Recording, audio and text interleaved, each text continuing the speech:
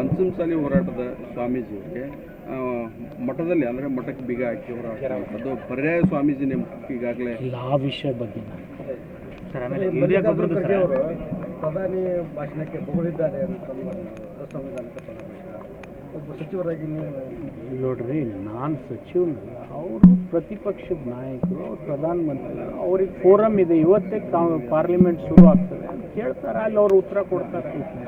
ಅಲ್ಲ, ನಾನು ಇಲ್ಲಿ ಕುಂತಿ ನಾನು ಅತಿ ಸಣ್ಣವನು, ಅದು ಲೋಕಸಭೆಯಲ್ಲಿ ವಿಷಯ ಜಿಲ್ಲೆಯಲ್ಲಿ ಯೂರಿಯಾ ಗೊಬ್ಬರದ ಸಮಸ್ಯೆ ಸರ್.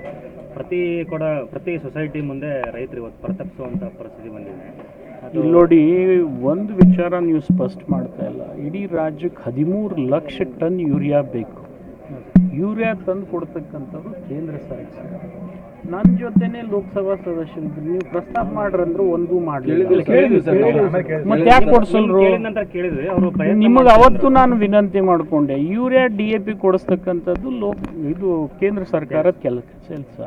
ಮತ್ತು ನಮ್ಗೆ 13 ಲಕ್ಷ ಬೇಕಾದಾಗ 4 ಲಕ್ಷ ಟನ್ ಬಂದರೆ ಏನು ಉಪಯೋಗ ಆಗುತ್ತೆ? ಸರಿ, ನಾವು ಇದ್ದಿದ್ರಲ್ಲೇ ಅತಿ ಹೆಚ್ಚು ಯೂರಿಯಾ ಕೊಡಿಸಿದ್ದು ಹಾವೇರಿಗೆ. ಸರಿ, ಇಂಡೆಂಟ್ ಎಲ್ಲ ಪೂರ್ತಿ ಹೋಗಿದೆಯಾ ನಮ್ಮ ಜಿಲ್ಲೆ?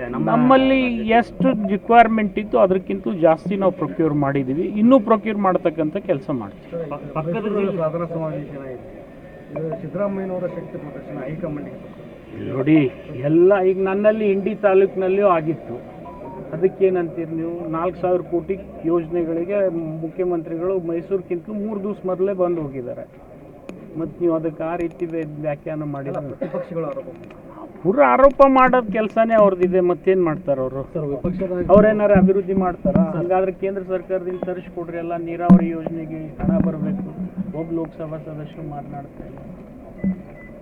ಯೂರಿಯಾ ಇಲ್ಲ, DAP ಇಲ್ಲ. ನೀವು ಒಂದು ಸ್ವಲ್ಪ ಕೇಳ್ರಿ ಬೀದಿ ಬದಿ ವ್ಯಾಪಾರಸ್ಥರಿಗೆ ಟ್ಯಾಕ್ಸ್ ಹೊರೆ ಆಗ್ತಾ ಇದೆ. ಇಲ್ಲ, ಅದು ಸರ್ಟನ್ಲಿ ನಾನು ಒಪ್ತೀನಿ, ಅದು ಹೊರೆ ಆಗ್ತಾ ಇದೆ. ಅದ್ರ ಬಗ್ಗೆ ಈಗಾಗಲೇ ಒಂದು ಸವಿಸ್ತಾರವಾಗಿ ಚರ್ಚೆ ಆಗ್ತಾ ಇದೆ. ಅದು ಒಂದು ಹಂತಕ್ಕೆ ಬರ್ಬೋದು. ಯಾಕಂದರೆ ಈಗ ನೀವು ಫೋನ್ಪೇ ಮಾಡಿದ ಮೇಲೆ ಅವ್ರ ಕಡೆ ಇಲೆಕ್ಟ್ರಾನಿಕ್ ಎವಿಡೆನ್ಸಸ್ ಸಿಗ್ತವೆ. ಆ ರೀತಿ ಒಂದು ಸ್ವಲ್ಪ ಕಲ್ಪನೆ ತಪ್ಪಾಗ್ತದೆ.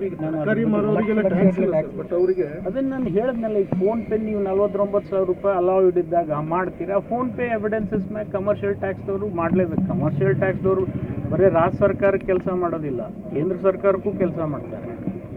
ಕಮರ್ಷಿಯಲ್ ಟ್ಯಾಕ್ಸ್ ಅಂದರೆ ಸ್ಟೇಟು ಸೆಂಟ್ರಲ್ಗೂ ರೆವಿನ್ಯೂ ಹೋಗ್ತದೆ. ಕೆಲಸ ಅವ್ರು ಮಾಡಿದ್ದಾರೆ. ತರಕಾರಿ ವೆಜಿಟೇಬಲ್ ವೆಂಡರ್ಸಿಗೆಲ್ಲ ಟ್ಯಾಕ್ಸ್ ಇಲ್ಲ ಸರ್?